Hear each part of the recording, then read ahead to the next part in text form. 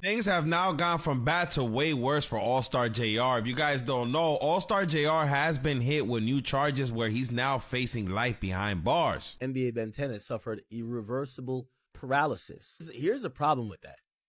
How could this guy be getting all the charges and he was the one robbed? Wait, what? Wait, Ben 10 got shot again? All right, I'm gonna just... Wait, did he? No way. Oh my God. What? Ben 10 has been shot again? One of the wildest self-defense cases in recent memory has taken another unexpected turn for Detroit rapper AllStar JR. He had already been indicted by federal authorities on a charge related to a firearm, even though reports indicate the gun was not registered to him. Now, Texas authorities have also filed charges connected to the shooting involving NBA Ben 10, an incident that allegedly left Ben 10 with a severe spinal injury and long-term paralysis. According to reports, AllStar JR is now facing an aggravated assault charge involving a traumatic brain or spine injury. After details of the case started spreading online, social media quickly lit up with reactions. Some people were saying, Ben 10 is telling. How come he is not arrested for assault and robbery because the whole thing was started because of him? If everything is on camera and nobody is telling on each other, everybody should be in jail, especially Ben and Ron because JR was defending himself. I just saw that AllStar JR got charged in Harris County, Texas, in the shooting of Ben 10.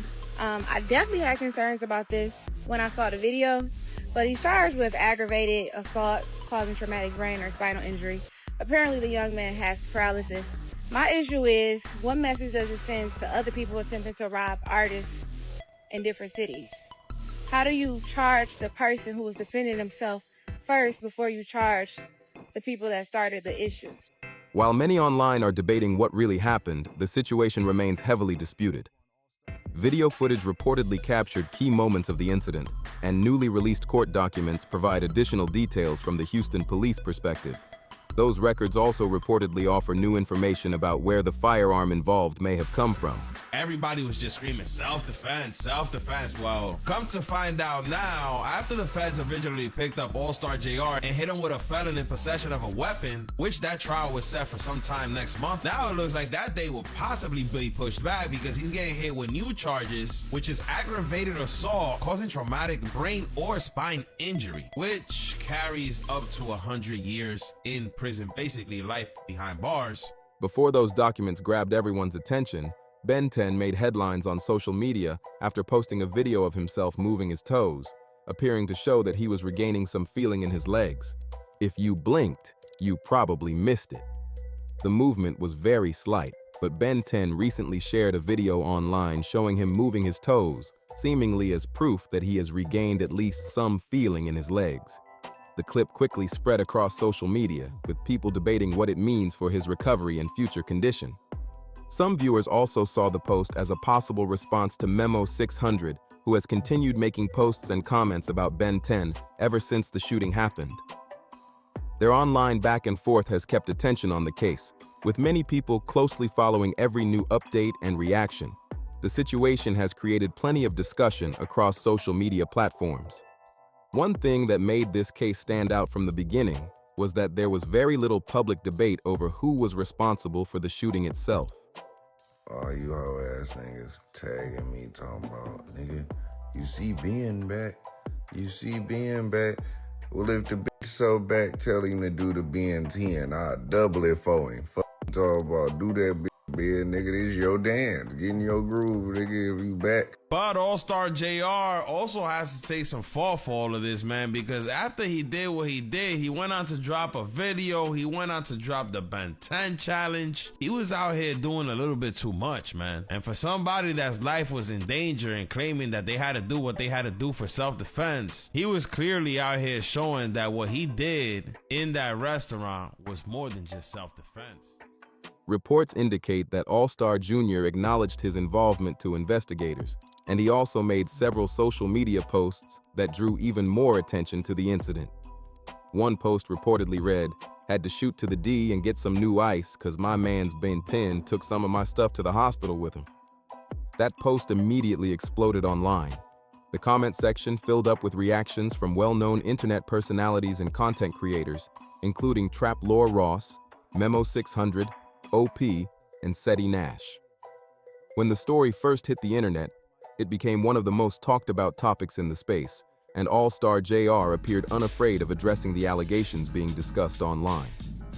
At the center of the controversy, however, remained a major question about the firearm involved and where it originally came from. According to allegations surrounding the case, the firearm at the center of the controversy did not originally belong to AllStar Jr. The story that gained attention online was that he was confronted during an attempted robbery, a gun was dropped during the struggle, and he ended up using that weapon during the incident.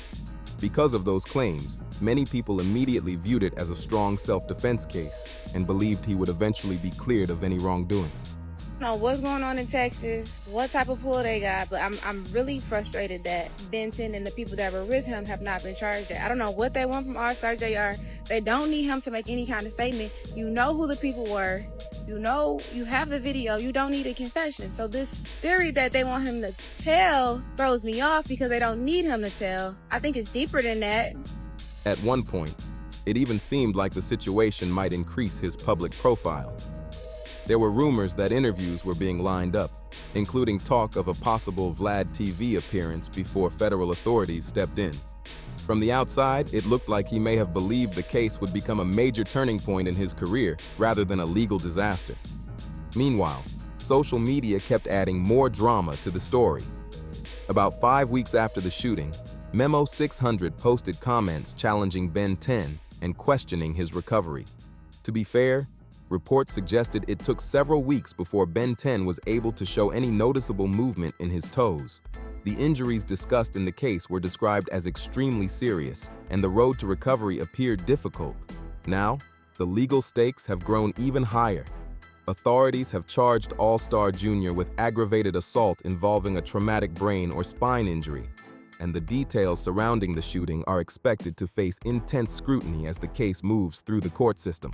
According to the incident report, investigators stated that during the physical altercation, the defendant, identified as AllStar Jr., allegedly discharged a firearm multiple times in the direction of a group of men, striking and injuring Fields, who is known publicly as NBA Ben 10. Like, no, we ain't out there dilly like that, like a nigga just about to walk up like, hey, compromise your jury. Like, no, we gonna blow your dumb ass down. But niggas be act. I think niggas think having the niggas who don't really do shit and be outside think having the gun stop you from getting shot. Like your gun just morph into a shield or something. Like if your ass getting blew down, you getting blew down, gun or no gun. Right.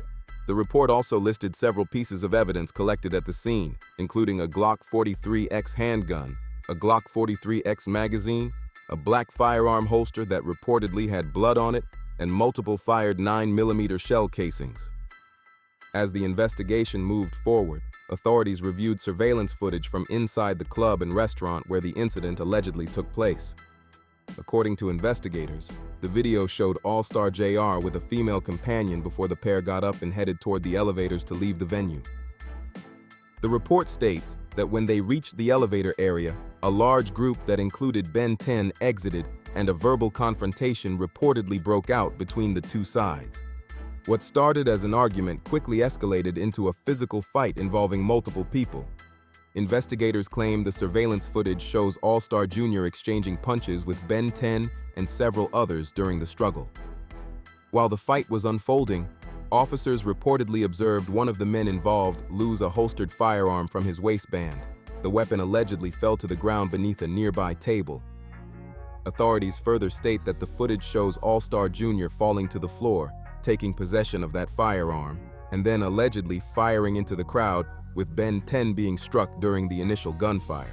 According to the information outlined in the investigative documents, one major detail that has drawn significant attention is the reported origin of the firearm involved in the shooting. Earlier discussions about the case left questions about who the weapon belonged to, but investigators now claim surveillance footage shows the gun falling from an individual involved in the altercation before AllStar Jr. allegedly gained possession of it during the chaos of the fight.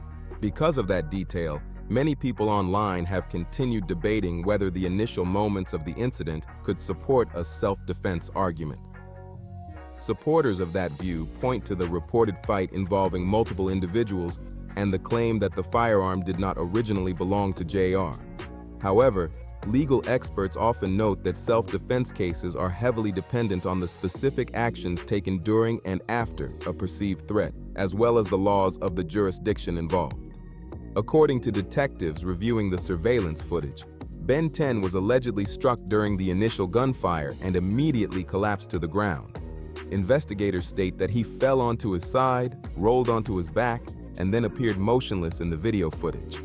NBA Ben 10 posted this picture on his story, holding a Fanta bottle, and in the picture you can see a wheelchair. Now, the question is Ben 10 permanently paralyzed for the rest of his life, or is he just weak right now because he got spinal tap and he needs physical therapy?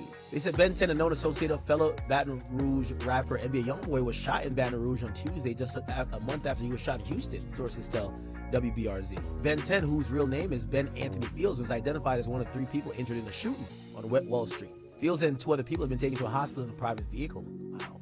Now, the incident said 3 people were shot in an intersection on Valley and Wells Street in Baton Rouge. So according to the Baton Rouge Police Department, the spokesperson said that there was 3 people who were shot and taken to a hospital in a private vehicle, and they weren't taken in an ambulance. Wow. The most serious allegations focus on what authorities claim happened next. Investigators allege that after getting back to his feet, AllStar Jr. continued firing in the direction of individuals who were moving away from the area. The report further claims that roughly 13 seconds later, he returned to where Ben 10 was lying and allegedly fired 3 additional shots at close range. According to detectives, after the final shot, the firearm's slide appeared locked to the rear, which they say indicated the weapon had run out of ammunition. These allegations are central to the aggravated assault case now moving through the court system. According to investigators, surveillance footage allegedly shows AllStar Jr. walking away from the scene before turning around and approaching Ben 10 again. The report claims that at that point, JR pointed the firearm toward Ben 10's head and appeared to pull the trigger. However, authorities say the weapon did not fire because it had already run out of ammunition. That detail has become a major focus of the case. People familiar with firearms have pointed out that in high-stress situations, someone may not immediately realize a handgun's slide has locked back after the last round is fired. Investigators have not publicly stated what JR knew or believed in that moment, but the footage and circumstances surrounding those seconds are likely to be heavily examined as the case moves forward. Police further allege that after the firearm failed to discharge, JR remained near Ben 10 and struck him with the gun before leaving the area. The report also claims that he spat on Ben 10 before fleeing the scene. These allegations are among the most serious details outlined in the investigative documents and are expected to play a significant role in court proceedings. Investigators later spoke with Ben 10's medical team to better understand the extent of his injuries. According to the report, doctors determined that he suffered a severe spinal injury as a result of the shooting. Authorities state that the injury left him without sensation from the waist down. Medical professionals reportedly advised investigators that, based on the severity of the damage, Ben 10's long-term outlook involved permanent paralysis of his lower extremities. Those findings have become a central factor in the aggravated assault charge and have dramatically increased the stakes of the case as it continues through the legal system. The medical findings described in the case paint a very serious picture for Ben 10's condition. According to reports discussed by investigators, the spinal injury allegedly resulted in a loss of sensation and function below the waist, creating major long-term challenges for his daily life and recovery. The extent of those injuries has become one of the most significant factors in the entire case. At the same time, public debate continues over how the confrontation started in the first place. Supporters of AllStar JR argue that he did not initiate the conflict and was responding to a situation that escalated around him. Others point to the actions that allegedly occurred after the initial threat had ended and believe those events should carry the most weight in court. Because of those competing viewpoints, the case has sparked intense discussion online and beyond. Another detail that has drawn attention is the firearm itself. Some observers have argued that the fact the weapon reportedly ran out of ammunition may have dramatically changed the outcome of the incident. While that remains a matter of speculation, it has become part of the broader conversation surrounding the case. The legal consequences are potentially enormous.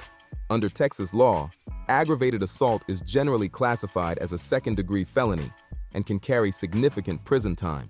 However, when an alleged victim suffers a traumatic brain injury or severe spinal injury, sentencing exposure can increase dramatically. Reports indicate that the enhanced charge in this case could carry penalties ranging from several years in prison up to life imprisonment if a conviction is obtained. The legal situation facing AllStar Jr. has become far more complicated than many people originally expected.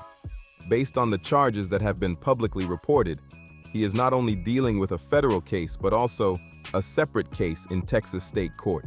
That combination can create enormous legal exposure, especially when both jurisdictions are pursuing charges related to the same overall incident. One important thing to understand is that federal and state governments are separate legal authorities. In a federal prosecution, the case is brought by the United States government, while state charges are handled by state prosecutors under state law. Because of that distinction, it is possible for both federal and state cases to move forward independently without automatically violating protections against double jeopardy. Legal observers have pointed out that if someone receives a federal sentence and also receives a state sentence, the order in which those sentences are served can have a major impact on the total amount of time spent in custody. In many situations, a person may complete one sentence before being transferred to another jurisdiction to address separate charges or serve an additional sentence. That possibility has become a major talking point in discussions surrounding AllStar JR's case. If convictions were obtained in both courts, the consequences could extend far beyond a single sentence, making the outcome of both the federal and Texas proceedings extremely important. As a result, the stakes surrounding this case continue to grow as new developments emerge. The biggest problem for AllStar JR right now is that the federal case may end up being only part of the battle. Legal analysts often point out that federal and state prosecutions operate separately, which means a person can face consequences in both systems if authorities in each jurisdiction pursue charges. Because of that, many people following this case believe the Texas charges could end up being just as significant, if not more significant, than the federal firearm case. Even if the federal sentence were relatively short, the state case could still carry enormous consequences if prosecutors secure a conviction. That's why this latest development has dramatically changed the conversation surrounding the case. What once looked to some supporters like a straightforward self-defense argument has now become a much more complicated legal fight. According to investigators, the issue is not simply how the confrontation began, but what allegedly happened afterward. Authorities claim that actions captured on surveillance footage after the initial struggle are central to the charges now being pursued. Prosecutors will likely argue that those moments show conduct that went beyond immediate self-protection, while the defense is expected to challenge that interpretation and present its own explanation of the events. The allegations described in court documents are serious and have become a major focus of public discussion. Investigators claim that after Ben 10 was incapacitated, additional actions were taken that prosecutors believe demonstrate intent and escalation rather than self-defense. Those allegations remain claims that must ultimately be evaluated through the legal process. As the case continues, AllStar JR now faces the challenge of defending himself in multiple legal arenas at once. Between the federal proceedings and the Texas case, the stakes have risen dramatically, making this one of the most closely watched legal battles connected to the hip-hop world in recent memory. And the reality is that investigators and prosecutors will likely examine every statement, social media post, and public comment connected to this case very closely. In high-profile cases like this, anything said publicly can end up becoming part of the broader legal discussion, which is one reason this situation has attracted so much attention. What makes this case so controversial is that many people initially viewed it as a strong self-defense argument based on the claims surrounding how the confrontation began.